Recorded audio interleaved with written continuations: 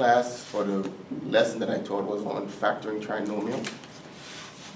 And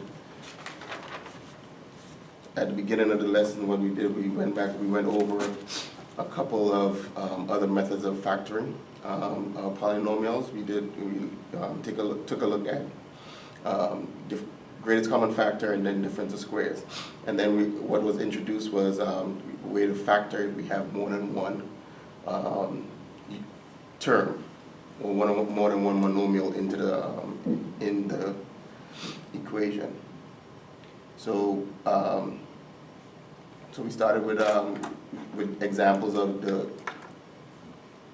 greatest common factor and also the excuse me, the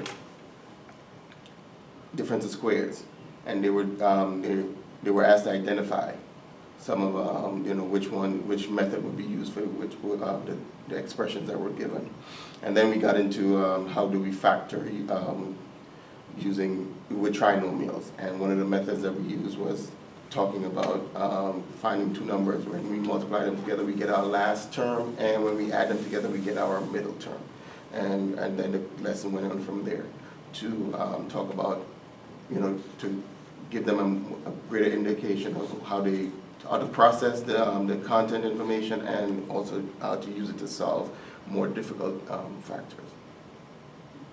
What do you think went well?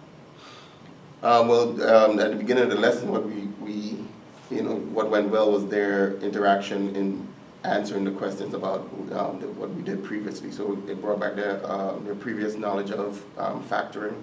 So I think that went well for them. Went well in the lesson, and then they were engaged also in finding the numbers that came together to create our factors. When we spoke about the two numbers that were multiplied together to give us the last number and added together to give us the middle number, they were engaged in finding those numbers and putting the factors together. So I believe that did. And what don't you think went well? Chatter.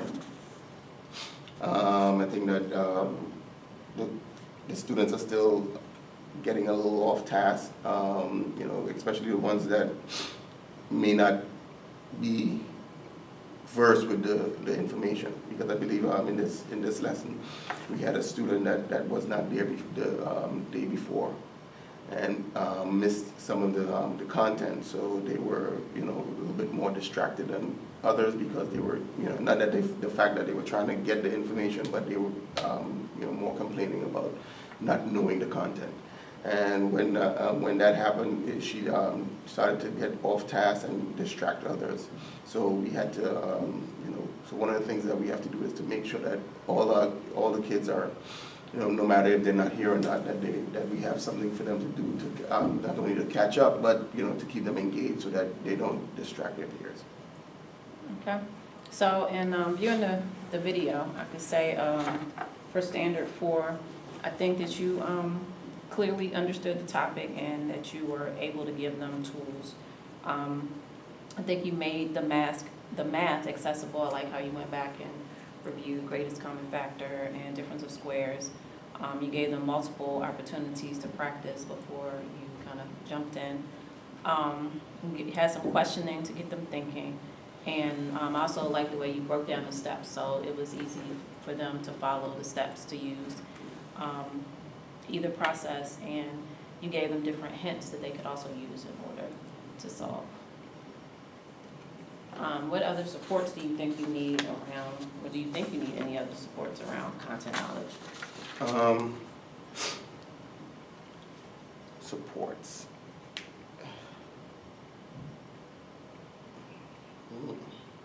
That's interesting. Well, I think that around content knowledge, having usually I have a person in the room that is versed with the information. So having that person in the room would, especially for students that are that have missed time, that they can focus on a little bit more on those students, so that they could take away some of the distractions. So basically that I think around content knowledge. Might be able to, one of the things I might be able to do also is to give them a little bit more insight into how it's used you know, globally, you know, how it's used outside these walls, you know, in the real world. So I'm giving them more visual aids on how it's used so that they can grasp even more how the content works for them. Okay. Good. All right. Good.